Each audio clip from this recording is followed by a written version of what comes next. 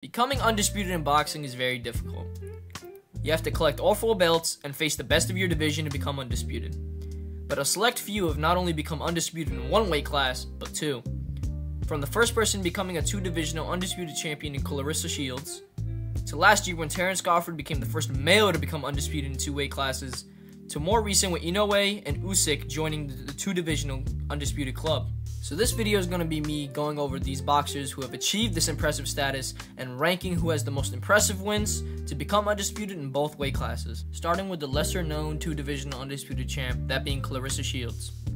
Now Claressa Shields became undisputed in the women's middleweight and junior middleweight divisions. Starting with middleweight, she beat Hanna Gabriel via unanimous decision to become the WBA and IBF champion. She faced some adversity in this fight with Gabriella, as she knocked her down at the start of the fight, but she managed to get past that knockdown and won in a dominant fashion. This was a solid win, as Shields shows that she could still shine in the face of adversity. Next, she became the undisputed middleweight champion by beating Christina Hammer. This was almost a shutout win for Shields, as 2 judges scored the bout 98-91 while a 3rd judge scored it 98-92. She was completely dominating this fight from the beginning to the end of the fight, which is an impressive display of Claressa Shields' skills. Moving on from middleweight and onto the junior middleweight division, she fought Eva Hobson for the vacant WBO junior middleweight belt. Shields won this fight fairly easily, winning 99-89, 190, and 189 on the judges' scorecards, and she even knocked down Hobson in the 6th, so it was a clear shutout victory for Shields. Then she fought Mary Even Dikari for the undisputed titles at junior middleweight. This was another shutout victory for her, as she dominated the whole fight, with the ending scorecards being 190 from all 3 judges in her favor. Also, to add another cherry on top of her already historic undisputed title runs, she became undisputed at middleweight again by beating Shabaha Marshall. Moving on from Claressa Shields and her complete domination of the female divisions, we move on to the first man to become undisputed in 2 weight classes, that being Terence Crawford. Now, Crawford was undisputed at super lightweight and welterweight. Starting at super lightweight, he fought Thomas Dermoli for the vacant WBO title. It was an impressive win, as Bud stopped Dermoli via TKO after knocking Dermoli down 3 times in the 6th round.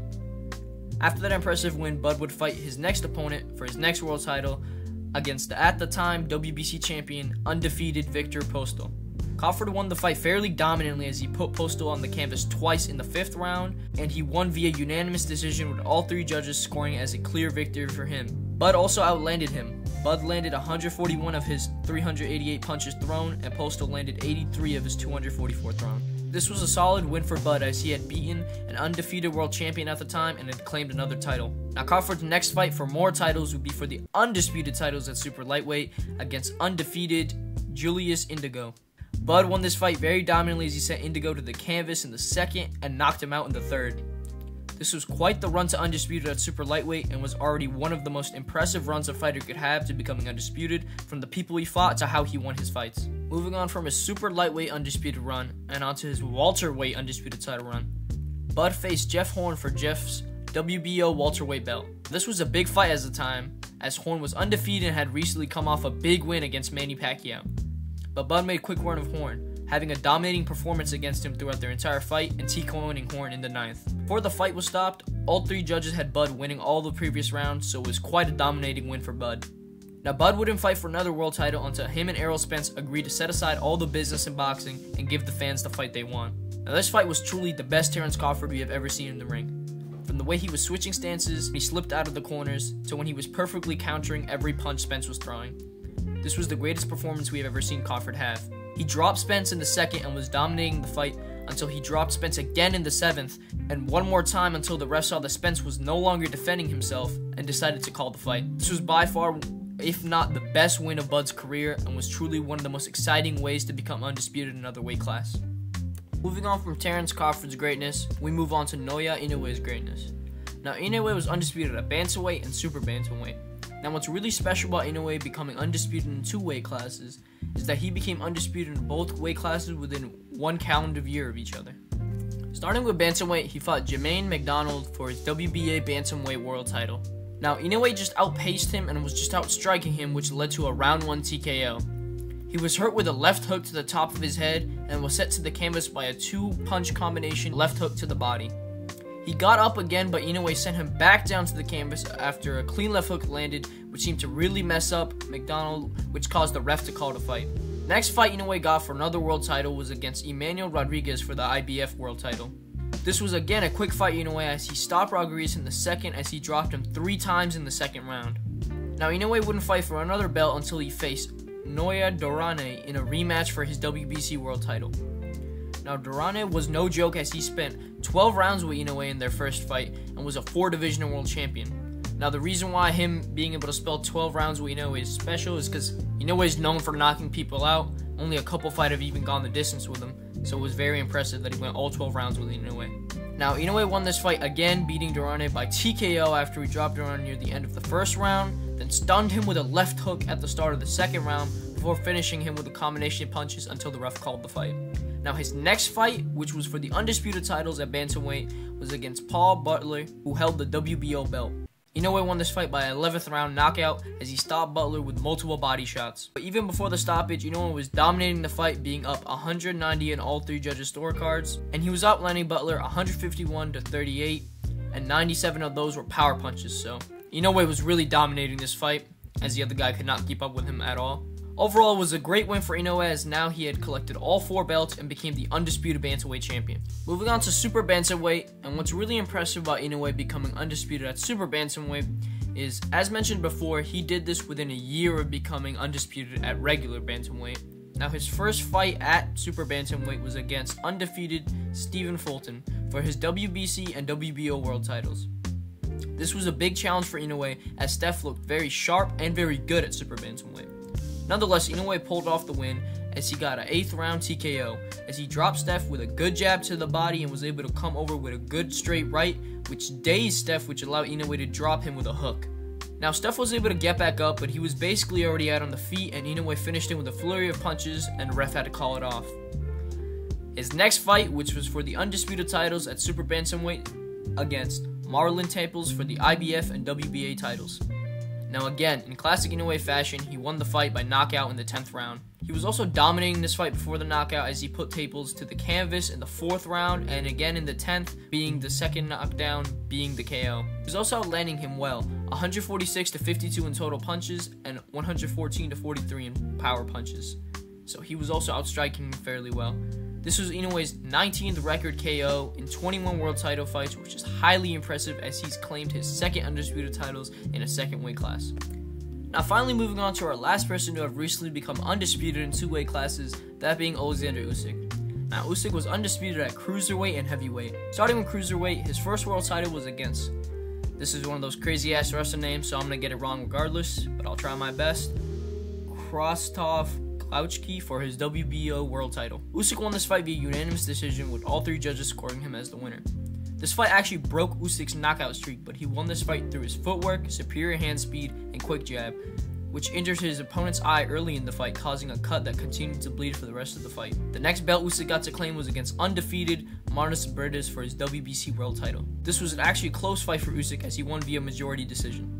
Usyk controlled most of the fight with his jab, and he was applying pressure when he needed to, where Brindis was landing the harder punches. The first 4 rounds you could give to either guy, but Usyk got a cut on his right eye from an accidental headbutt in the 3rd round. The punch stats actually show that Brindis was more accurate, landing 195 of his 579 punches thrown, while Usyk landed 212 of his 848 punches thrown. But starting from round 5 is when Usyk became busier and started taking control of the fight, but he was still getting hit with the harder shots from Brindis. One judge scored it for Brindis while the other 2 scored it for Usyk, giving him the win. Usyk's next fight would be for the undisputed titles at cruiserweight against undefeated Murder Grasov. Usyk won this fight via unanimous decision. As Usyk quickly took control of the fight, moving and using his jab, not allowing Grasov to use his power, Grasov did not land a solid punch until the end of the 2nd round.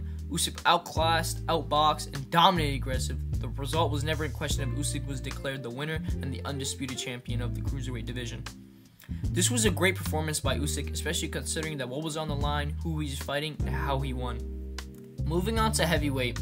Usyk's first fight at heavyweight was against Anthony Joshua for Joshua's IBF, WBO, and WBA world titles. Usyk won this fight via unanimous decision as he outboxed Joshua and rocked him several times over 12 rounds. This was a very impressive win for Usyk as many fans and boxing analysts doubted Usyk would have the size or power to trouble Joshua, but he managed to pull off the upset. Now Usyk's next fight for titles was for the undisputed titles at heavyweight against the undefeated Tyson Fury for his WBC world title. He beat Tyson Fury via split decision through a very back and forth fight. The starting rounds of the fight were close, with Usyk applying constant pressure and landing power punches, while Fury found success with his jab fighting off the back foot. From round 4, Fury started dominating and seemed to hurt Usyk with uppercuts in round 6, but in the later rounds, Usyk began to come back as he hurt Fury badly with a series of punches, scoring a knockdown at the end of one of the rounds as Fury fell into the ropes. But if you ask me personally, the fight should have ended here, and this is where it should have been stopped, but that's a topic for another video. Fury was able to recover, but ultimately the judges awarded Usyk the victory via split decision. This was a solid win for Usyk as he became the undisputed heavyweight champion of the world and collected all the belts from the respective champions at heavyweight, so it was a great run to undisputed. Now that we've gone over all the two-weight undisputed champions of boxing and all their runs to undisputed, I'm going to rank them based on their achievements and how I think they compare with each other. Now, I want you guys to take this list with a grain of salt, as this is just my opinion, and I'm ranking these guys based on achievements, how long it took them to get undisputed, who they fought, how they won those fights, and if they were dominant in those fights. But if you guys disagree with me, you guys can let me know in the comment below.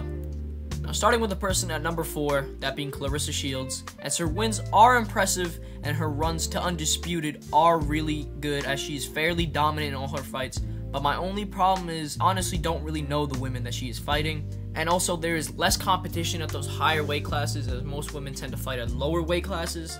So granted, I just don't really know the women she's fighting, but she's still honestly the GOAT. But yeah, no, just for this list, I have her at the bottom because I know all the names of the other guys these guys have fought, but I don't really know the women that she is fighting. Now, this is where this list is controversial. I'm going to have to put Bud at number 3. He did gather all the belts as super lightweight, but for welterweight, he just had to beat Spence because he already had the WBO belt, so he just got all the titles after beating Spence. Yes, his run at super lightweight was highly impressive, and his run at welterweight was highly impressive, but he beat Horn for that WBO belt, and then he just had to keep defending it until he got to Spence. I know it's not his fault he had to deal with the boxing politics and not being able to finally get that sign that fight. But still, compared to the guy that I have above him, who I guess you guys can kind of guess since I'm really just mentioning time, those two are really interchangeable. If you ask me like any other day, I might just have Crawford above the other guy. But if I'm being honest, right now, after making this video and in my heart of hearts, I feel like what the other guy did was a little more impressive. But I'm going to have to put Bud here. Bud still had a generational run, like knocking out the guys the way he did, how he analyzes it, disgustingly good. Like this guy, honestly, he might be the first 3-weight undisputed champion. I see he's gunning for the 154 titles. So, honestly, I might have to make another separate video about Bud just becoming 3-weight undisputed. Now, at the number 2 spot, I have Naoya Inoue. Now, Inoue's run at bantamweight was disgustingly good as he gathered all of the belts, knocked out most of everyone that he fought, if not everyone. I really don't remember at this moment. But his move up to super bantamweight was even more impressive as he moved up, gathered all the belts by beating Steph and Staples via knockout, and it's genuinely just so impressive that he did it within a year, because if you guys do not know, Inoue became the regular bantamweight champion in December of 2022, and he became the super bantamweight champion in December of 2023, so it's just really impressive, as most of these other, well, Shields is a girl, but most of these other guys, it takes them a little while to become undisputed in that second weight class. Like, it takes them a couple of years, but Inoue did it within 1 year. Now, granted, it is at a lower weight class where he might have a little more leverage to make these big fights. I don't know if Inoue sells big in the US, but in Japan, this guy sells out arenas. So he might have had the little bit of leverage there to be able to get that contract signed and everything. But still, it's just highly impressive what he was able to do within a year and become undisputed again. Again, like I said when I was talking about Bud, I could change him out with Bud at any moment. Like, it's depending how I'm feeling in that moment, you know what I mean? Like, it's more impressive what he did, but then the way Bud fought with Spence and like everything in his super lightweight run was impressive. So those two guys can switch. Now, at the number 1 spot, we have Alexander Usyk. I feel like it should have been expected that he would have been on the number 1 spot on this list, as his run to undisputed at cruiserweight was very good. The performance he had, especially in his fight with Gassiv, as he completely dominated him for the undisputed titles. But for me, it's his run at heavyweight that really made him the number 1 for me. He moved up, beat Anthony Joshua twice, both times very convincingly, and then he beat the undefeated monster that is Tyson Fury, and arguably got robbed of a TKO against him.